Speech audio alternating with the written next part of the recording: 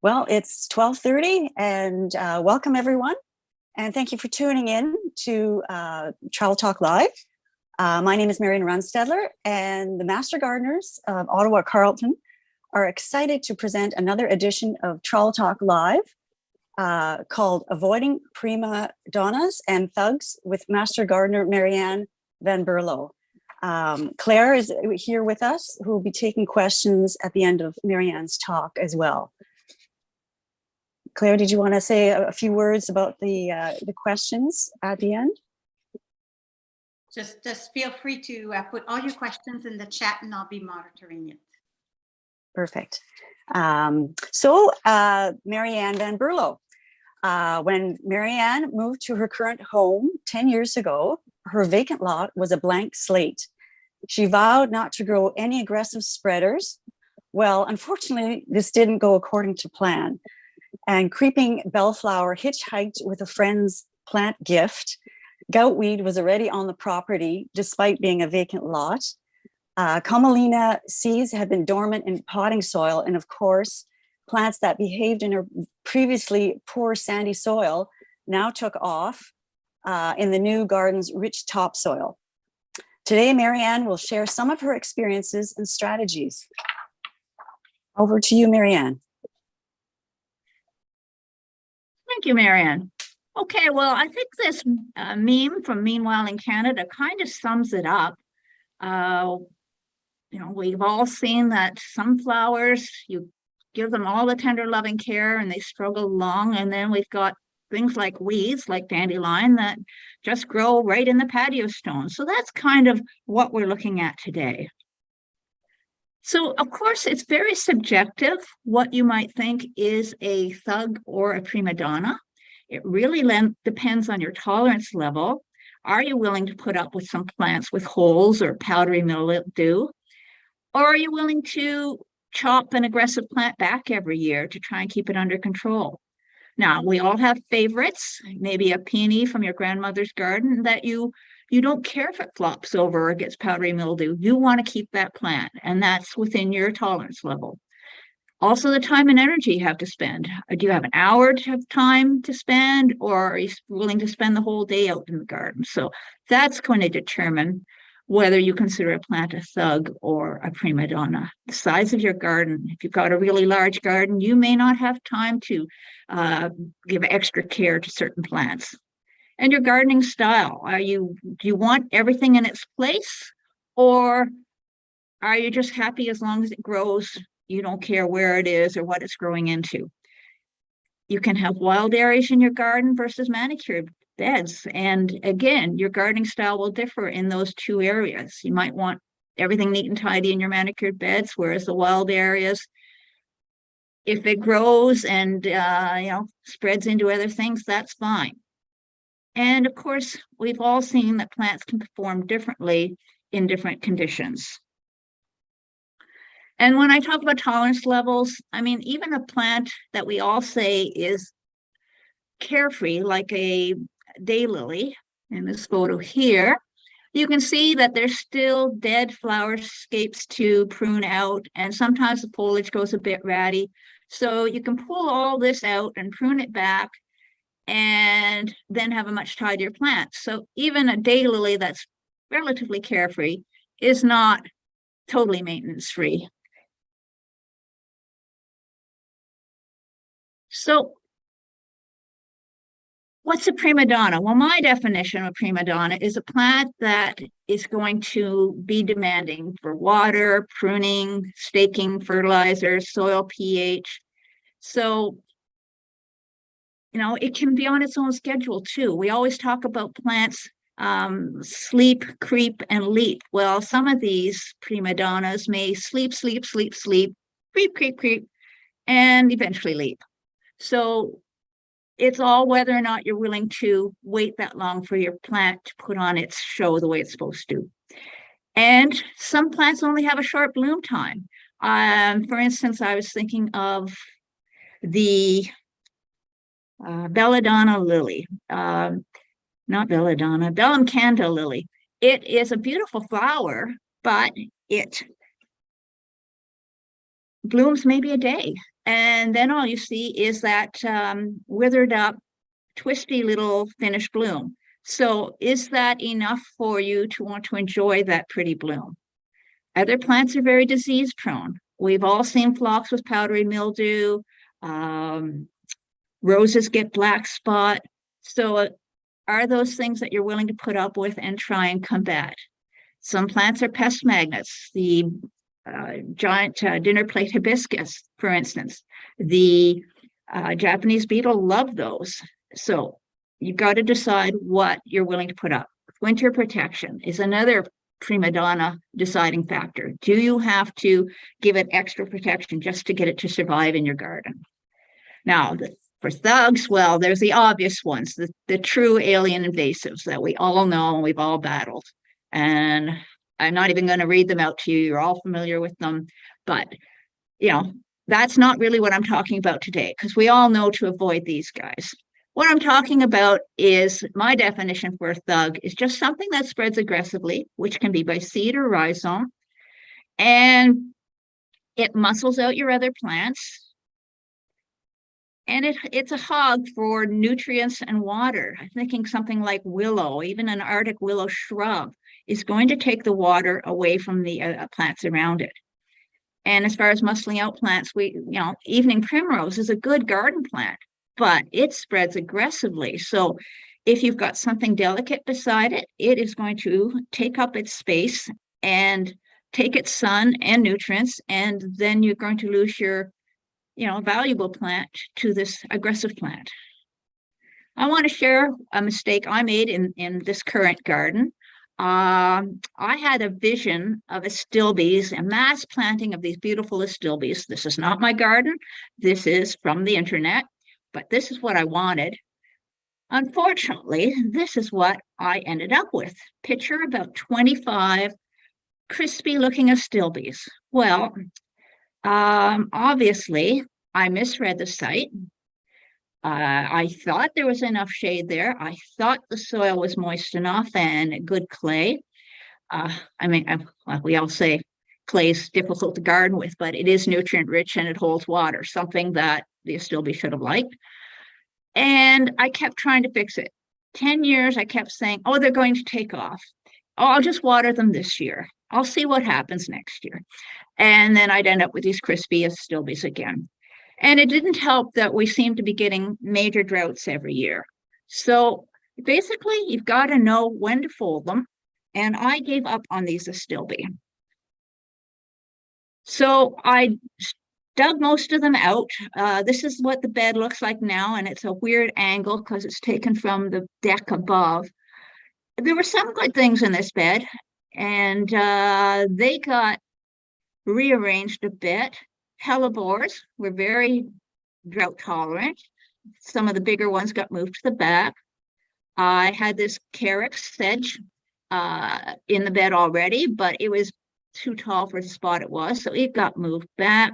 Some epimedium got moved in, some sedum got divided from the front garden, more sedum got added in here. Heucheras seemed to self-seed everywhere in my yard, so a lot of those got transplanted over here.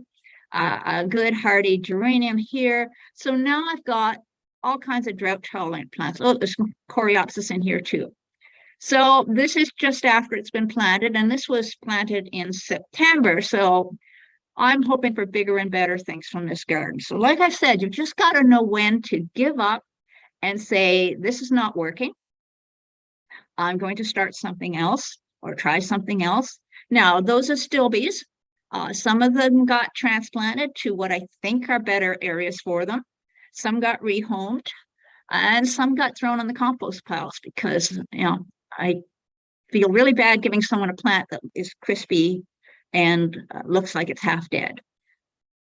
Another area in my garden that I have my garden open for garden tours because I'm part of the Thousand Island Rideau Canal Garden Trail. And when I get to this area, I always point to something on the other side.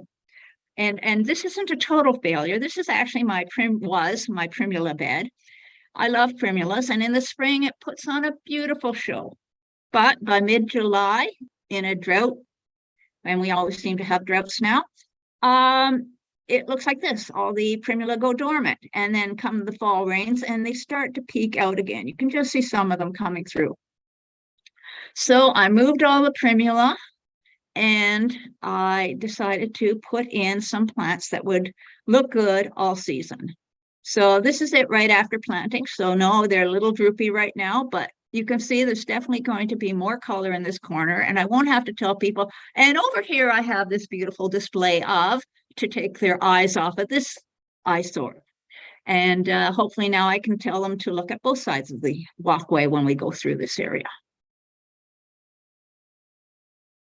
Now, how can we avoid prima donnas? Well, I'm going to go into these in more depth, but let's start with just saying you need to do your research. You need to know what the plant habits are. And of course, we always want to make sure we get credible advice. Monitor the site. That means knowing the growing conditions and watching it over a period of time. And price seems, in my opinion, is another factor of whether or not they're going to be slow and fussy growers.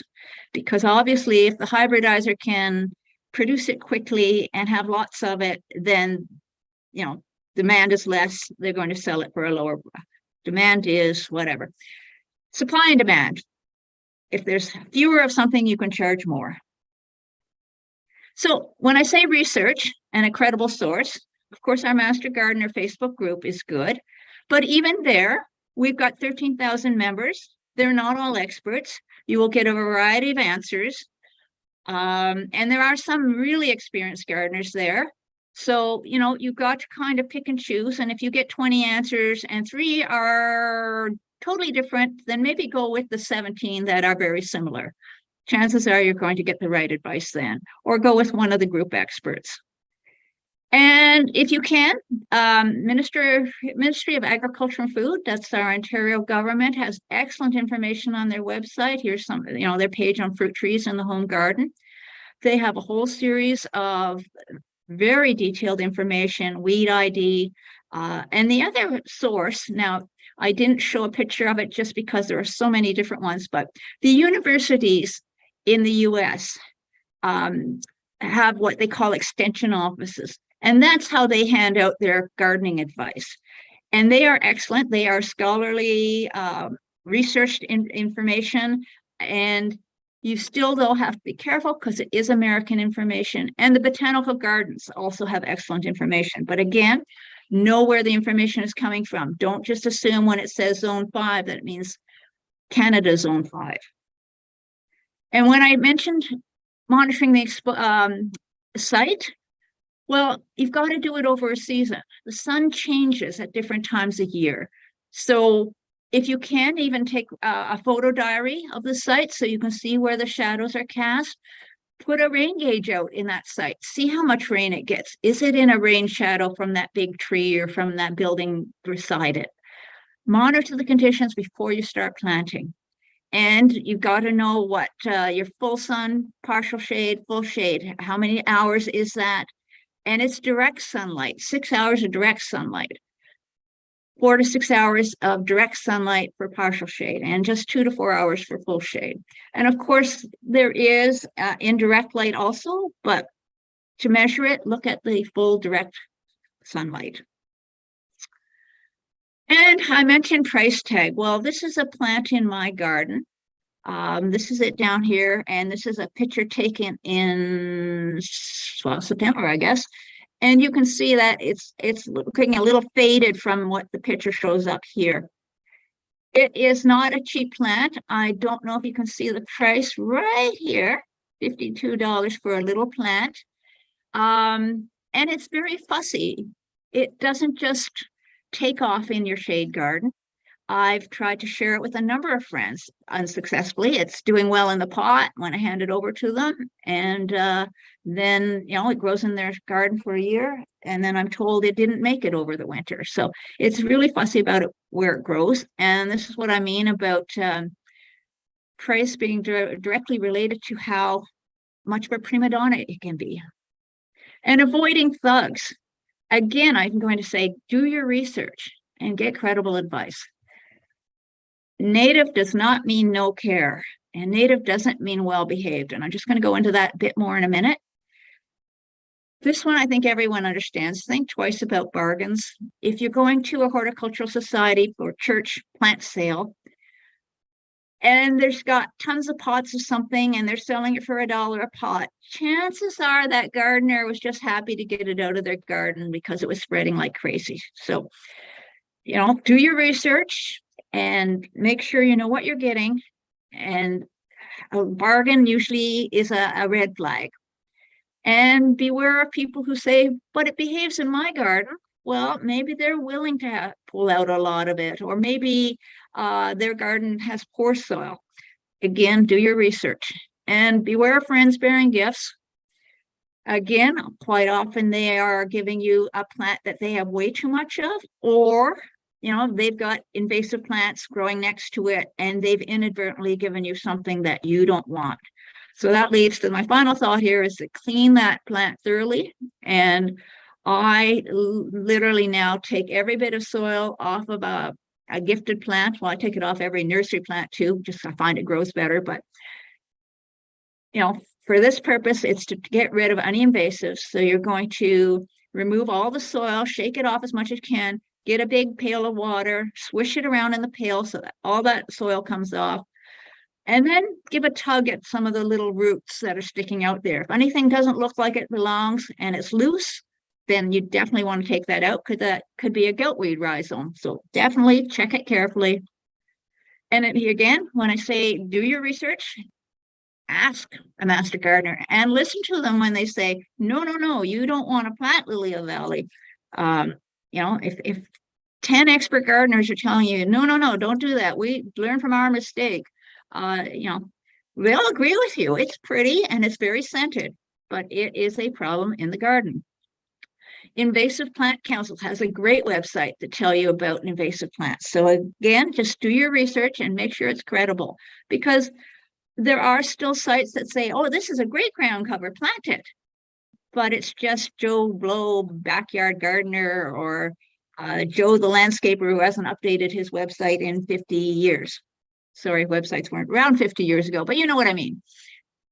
And when I say natives aren't all well behaved, and I know I can't say natives are invasive. I'm just going to say they're aggressive because they're not invasive. They belong here. This is a picture of Toronto Botanical Garden, and this was taken in 2013. And you can see this is a Piet Oudolf garden. He's the Dutch landscape designer who is into the very natural gardens. The New Perennialist is one of his books. And this area is what it should look like. You can see the good mix of flowers, but you can also see Joe Pyeweed, just one little Joe Pyeweed over here. Well, I was in this garden in 2017. This isn't my photo either. I did not take a photo of it because I kind of went yuck, but there was so much Joe Pyeweed in it that all the other plants were getting choked out. So it does need some editing, and the volunteers who take care of this garden were chomping at the bit to start doing some editing, but they were told, no, the designer has said we need to leave it. It's natural that way. But then just after we had our tour, they got the go ahead to do some editing. So it's back to looking like it should. And what do you do if you've got a prima donna? Well, you do more research, find out why it's behaving like a prima donna. And don't give up right away. Try a new location.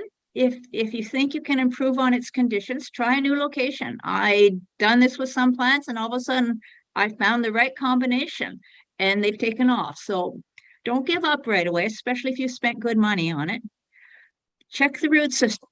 If everything else is right, check what's going on with the root system, because that's where it gets its nutrients and water. So if it's still in a tight little ball, spread those roots out so that it has a better chance of taking up moisture and nutrients.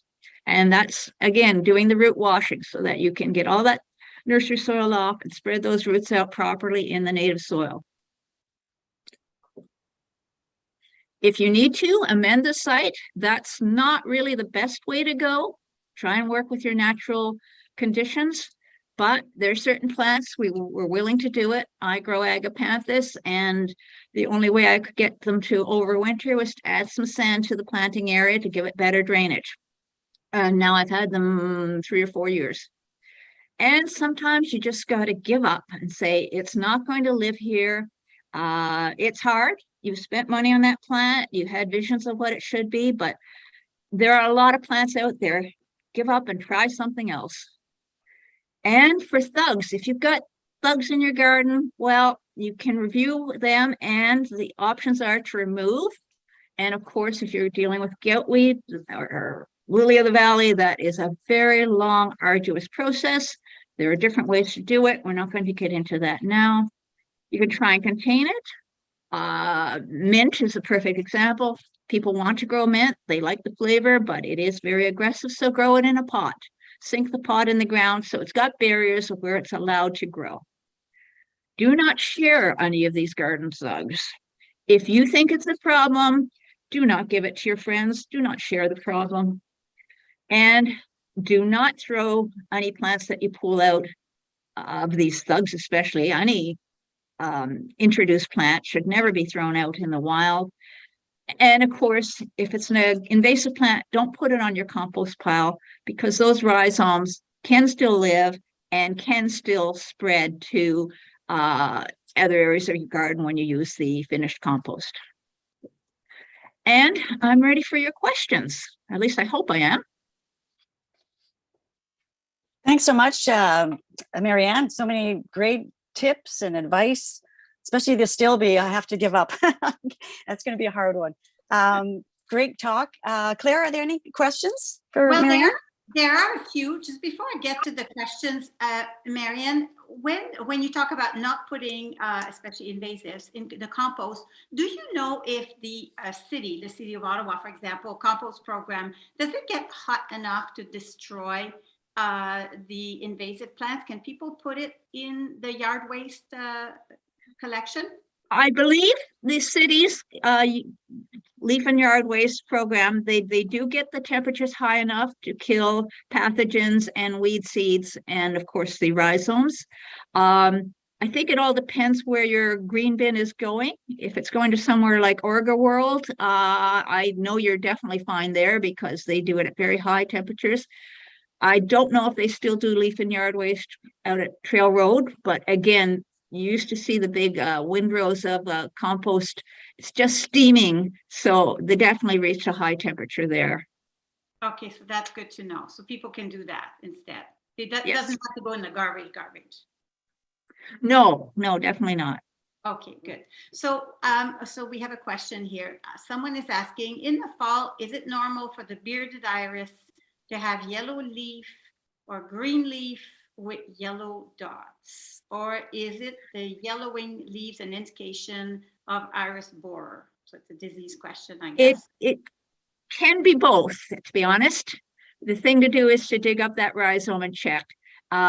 They do look kind of ratty at the end of the season.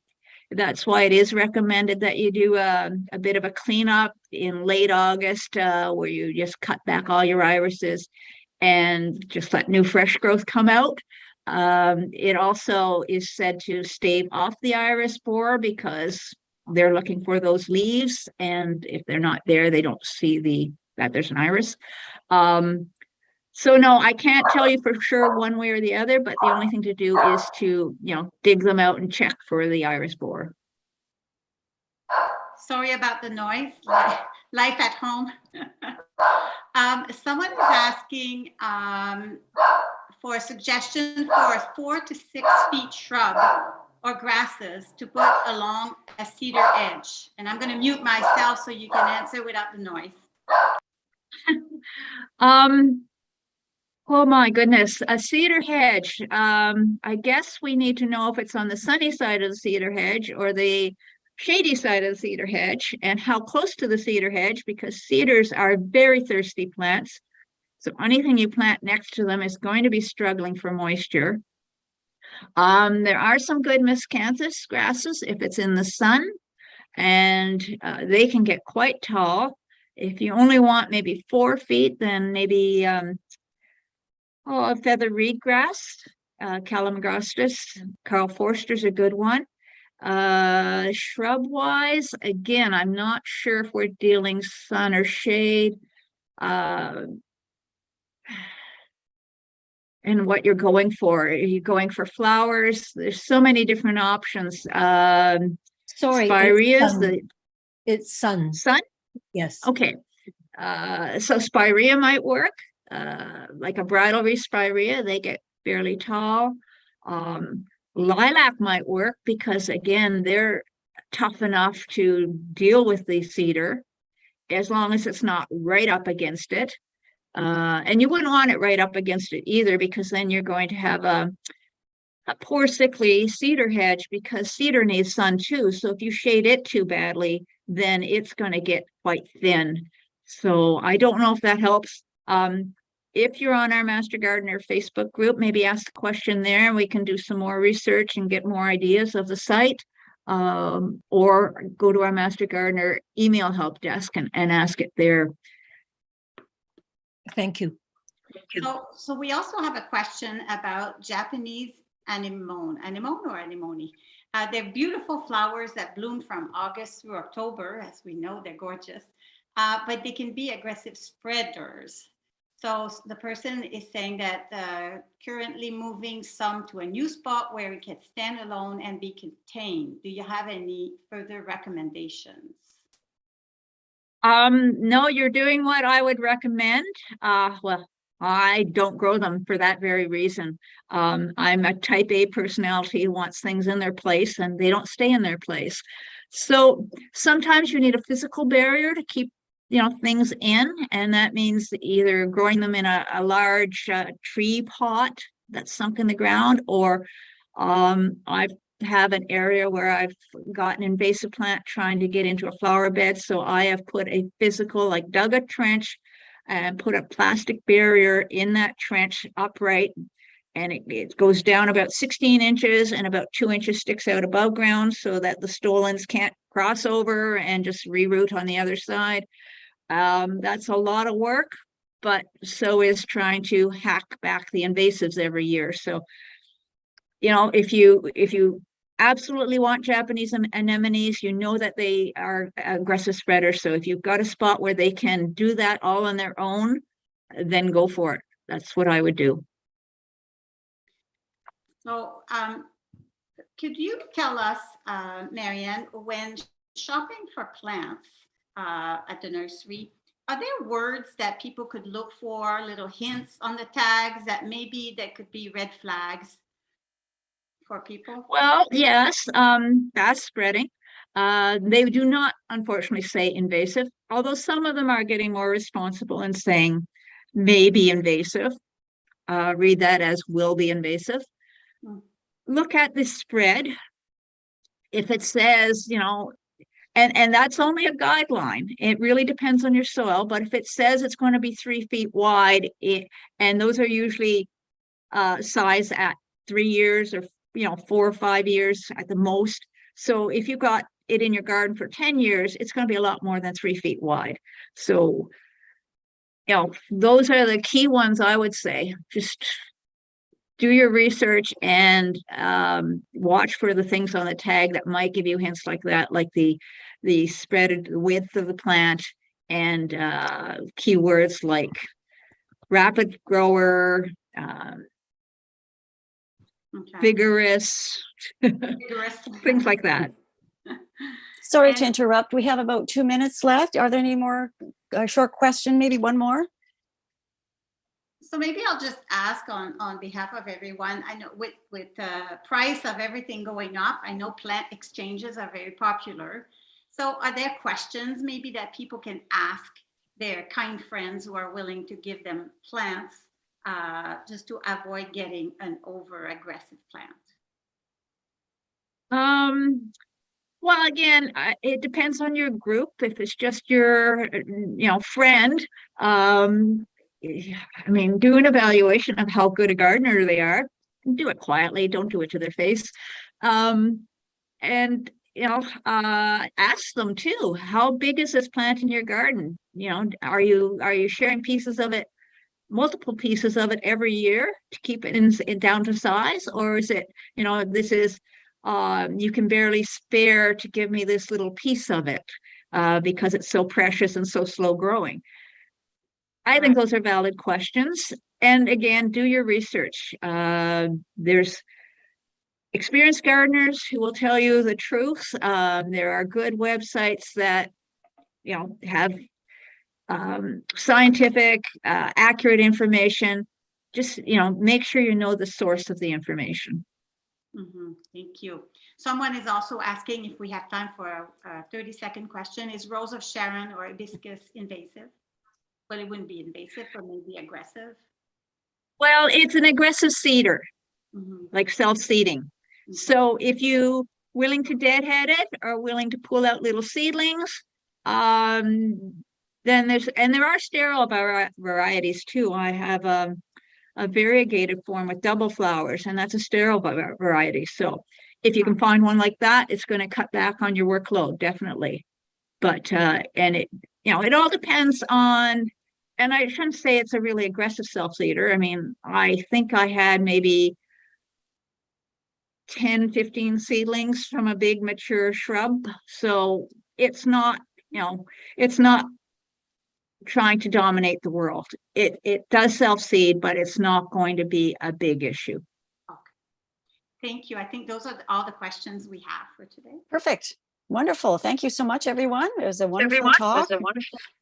And if there are any more questions, you can email it to us or go onto our Facebook page.